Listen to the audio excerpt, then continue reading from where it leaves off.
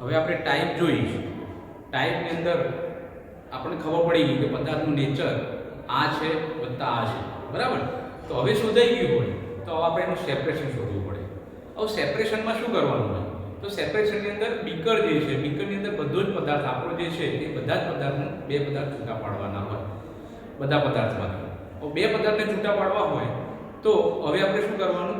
તો આપણને ખબર પડી ગઈ કે આપણી પદાર્થમાં એસિડ સાથે acid plus phenol, acid plus neutral હોય કે એસિડ પ્લસ બેઝ હોય. આ જે ટાઈપ આવી જાય પછી એના આધારે સેપરેશન કરવાનું હોય. હવે સેપરેશનમાં આપણને ખબર હોય કે આ ફિક્સ આવી ગયું છે પછી એ જ સોલ્યુશન નાખવાનું હોય, નહીંતર બીજું કોઈ સોલ્યુશન નખાઈ જાય તો ખોટું પડે. એટલે આપણને ટાઈપ પહેલાં એકવાર ઓકે થઈ જાય, એક્ઝામિનરને બતાવી દીધી, સાહેબને બતાવી દીધી કે આ ટાઈપ ઓકે છે, પછી આપણે સેપરેશન કરવાનું હોય. સેપરેશન હવે બલ્કમાં કરવાનું, એટલે બીકરમાં કરવાનું. બીકર લેવાનું, બીકરની અંદર માની લો કે આપણું જે સેપરેશનમાં જોઈએ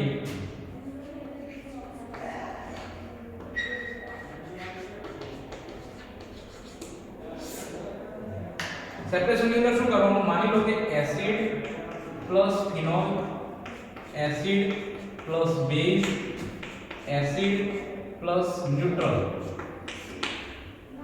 આ બધામાં એસિડ પહેલો છે. જો એસિડ આવેલો હોય તો હવે આપણે શું કરવાનું? મિક્સર પ્લસ સેચ્યુરેટેડ NaHCO3 નાખવાનું, બરાબર. Saturated NaCO3 mixer plus. હવે આ બીકરમાં જ લીધું છે આપણે. બીકરમાં બરાબર પદાર્થને ઓગાળી દેવાનું અને પછી એના બે ભાગ પડશે. અહીંયા CO2 ના ઉભરા દૂર ન થાય ત્યાં સુધી પદાર્થને ઓગાળવાનો. સેચ્યુરેટેડ NaCO3 પ્રમાણસર લેવાનું. વધારે પ્રમાણમાં લેશો તો શું થશે? કોન્સન્ટ્રેશન ઘટી જશે, અને ઘટી જશે એટલે પુનઃ અવક્ષેપણમાં તકલીફ પડશે પદાર્થને. હવે આપણે સેચ્યુરેટેડ NaCO3 નાખીશું, CO2 ના ઉભરા દૂર થઈ જશે. એનો મતલબ કે આ બધામાંથી એસિડ હશે એ એસિડ ઓગળી જશે. એટલે અહીંયા જે રહ્યું ફિલ્ટ્રેટ, આ ફિલ્ટ્રેટની અંદર 50% HCl નાખો અને આ જે પીપીટીઝ મળે એ આપણો એસિડ છે. એટલે શું કરવાનું? NaCO3 નાખવાનું બીકરમાં, બરાબર. બીકરમાં નાખીને CO2 ના ઉભરા દૂર ન થાય ત્યાં સુધી એને ઓગાળવાનું. પછી CO2 ના ઉભરા દૂર થઈ જાય પછી એનું ફિલ્ટ્રેટ કરી દેવાનું. ફિલ્ટ્રેટ કરશો એટલે ફિલ્ટ્રેટની અંદર 50% HCl નાખો, કારણ કે અહીંયા એસિડ છે એ બેઝમાં ઓગળશે અને એસિડમાં પાછો મળશે. અને પીપીટીઝ આવે એ પીપીટીઝ નું પછી ફિલ્ટ્રેટ કરી લેવાનું. આ પીપીટીઝ આવે કારણ કે અહીંયા તો લિક્વિડ ફોર્મમાં છે, એસિડ છે પણ લિક્વિડ ફોર્મમાં છે, એને પાછો તો મેળવવો પડે. તો પાછો મેળવવા માટે આપણે શું કરીશું? એમાં 50% HCl નાખીશું અને 50% HCl નાખીશું એટલે પુનઃ અવક્ષેપણ થશે એસિડનું, અને એ અવક્ષેપ આવે એ અવક્ષેપનું પછી ગારણ કરી દેવાનું. અને ગારણ કરીને પછી ઉપર જે વધ્યા એસિડ, ઉપર જે ફિલ્ટર પેપરનો એ તમારા એસિડના અવક્ષેપ છે એને પછી ડ્રાય કરી દેવાના, બરાબર. ડ્રાય કરી દેશો એટલે તમને એસિડ પદાર્થ મળી જશે. હવે બાકીનું જે રહ્યું આ જે રેસિડ્યુ રહ્યું એ રેસિડ્યુ તમારે હવે જે આની સાથે ફિનોલ હોય કે આની સાથે એસિડ સાથે બેઝ હોય કે ન્યુટ્રલ હોય, તો અહીંયા આપણું જે છે એ ફિનોલ, બેઝ કે ન્યુટ્રલ જે તમને આપ્યું હોય ટાઈપમાં શોધ્યું હોય તમે, એના આધારે એ તમને ડાયરેક્ટ પદાર્થ મળી ગયો. ઉપર ફિલ્ટર પેપરમાં રેસિડ્યુ એટલે ક્યાં મળશે? ઉપર ફિલ્ટર પેપરમાં. એ ફિલ્ટર પેપરમાં ઉપરનો જે પદાર્થ મળ્યો એ તમને ટાઈપ ઉપરથી ફિનોલ હોય તો ફિનોલ આવે, જો બેઝ ટાઈપમાં શોધાયો હોય તો બેઝ, અને ન્યુટ્રલ ટાઈપમાં શોધાયો તો ન્યુટ્રલ. એ જે આવે તમને રેસિડ્યુ તમને ઉપર મળી જશે.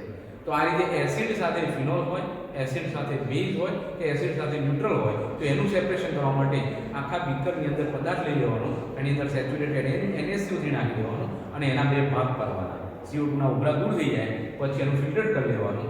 રેસિડ્યુ વધે એ તમારો ફિનોલ હોય અથવા બેઝ હોય અથવા ન્યુટ્રલ એ તમને મળી જશે ડાયરેક્ટ. પછી એને ડ્રાય કરી દેવાનું અને ફિલ્ટ્રેટ જે વધ્યું એ ફિલ્ટ્રેટમાં ગારણ આવ્યું. એ ગારણની અંદર આપણું એસિડ છે પણ કેવો છે?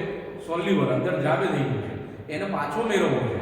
તો એસિડ બેઝમાં દ્રાવ્ય થાય અને એસિડમાં પાછું મળે. તેની અંદર 50% HCl નાખો તો તમને અવક્ષેપ મળશે.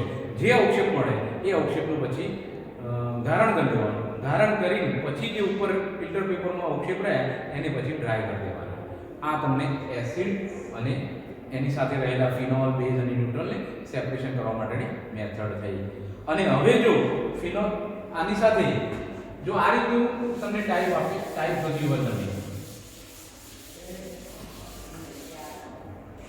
Phenol plus base, phenol plus neutral, એટલે કે ફિનોલ સાથે બેઝ હોય અથવા ફિનોલ સાથે ન્યુટ્રલ હોય એટલે પહેલો ફિનોલ હોય તો ફિનોલને ઉગાડવા માટે શું કરવાનું? મિક્સર પ્લસ ફિનોલ શામાં મળે? 20% NaOH માં મળે.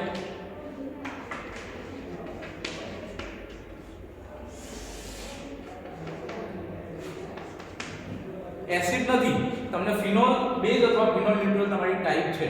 તો હવે ફિનોલ આવતો હોય તો મિક્સર પ્લસ એની અંદર 20% NaOH નાખી દો. હવે 20% NaOH નાખશો પછી એને ફિલ્ટ્રેટ કરશો તો અહીંયા જે તમને મળશે ફિલ્ટ્રેટ, એની અંદર 50% HCl નાખો અને પીપીટી મળે એ તમારા ફિનોલના અવક્ષેપ છે. એ ફિનોલના અવક્ષેપ છે. અને જે રેસિડ્યુ વધ્યું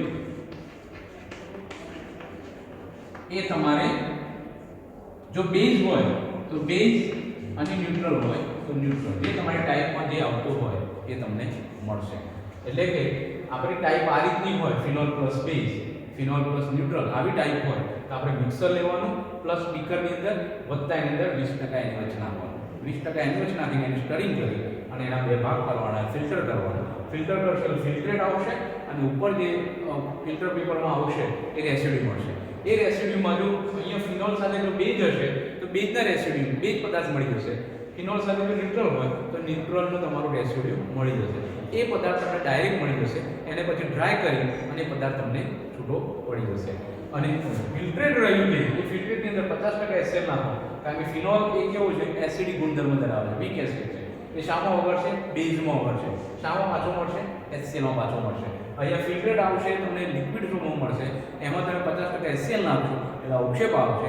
એ અવક્ષેપને ફિલ્ટ્રેટ કરવાના અને ફિલ્ટ્રેટ કરીને તમને જે મળે એ ફિનોલ તમને મળશે. પછી એને ડ્રાય કરી દેવાનું એટલે અહીંયા ફિનોલ મળશે અને અહીંયા તમારો બેઝ હોય તો બેઝ, ન્યુટ્રલ હોય તો ન્યુટ્રલ મળશે.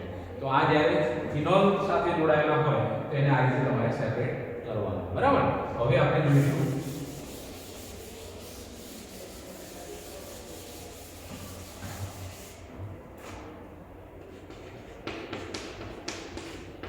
બેઝ સાથે ન્યુટ્રલ.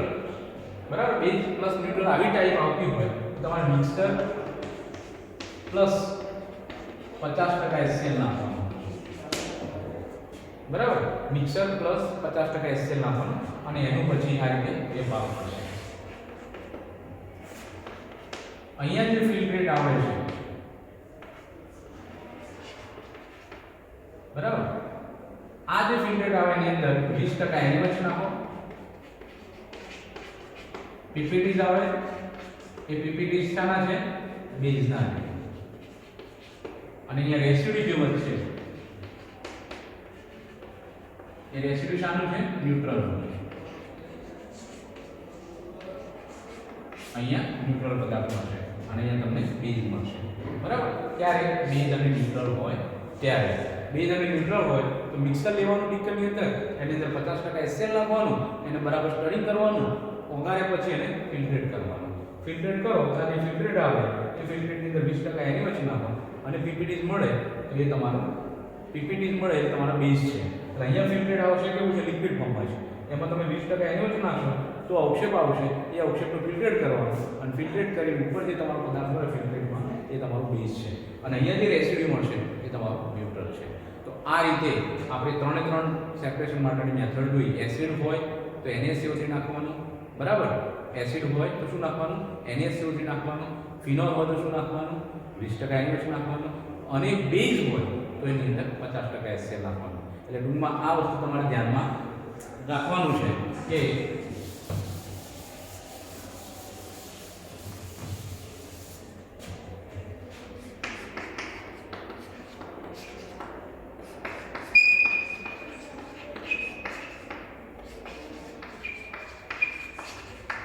જો એસિડ પહેલા ટાઈપમાં શોધાયો હોય, એસિડ સાથે ફિનોલ હોય, એસિડ સાથે બેઝ હોય, એસિડ સાથે ન્યુટ્રલ હોય, એ ગમે તે હોય તો એસિડ સાથે જે હોય તો એમાં શું વાપરવાનું? સેચ્યુરેટેડ NaCO3 વાપરવું.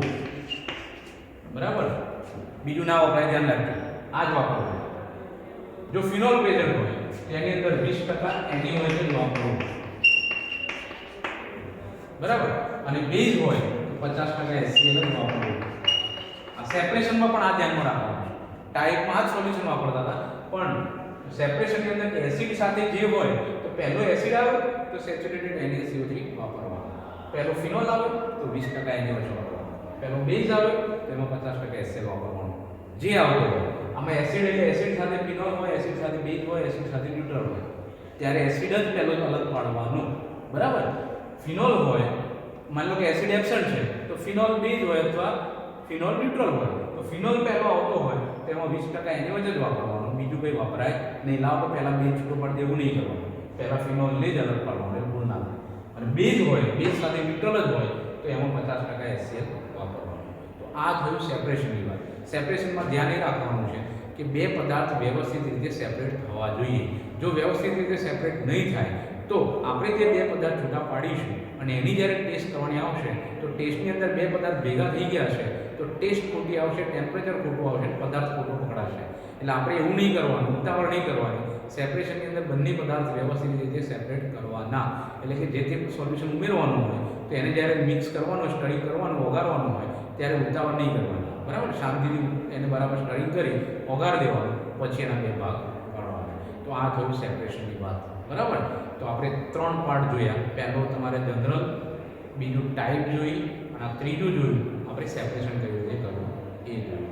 નેક્સ્ટ હવે વિડીયો છે જેની અંદર આપણે ટેસ્ટ જે કરવાની છે, એમાં લેસાઇન ટેસ્ટ, ખાસ લેસાઇન ટેસ્ટ કઈ રીતે કરવી એ આપણે નેક્સ્ટ વિડીયોમાં જોઈશું.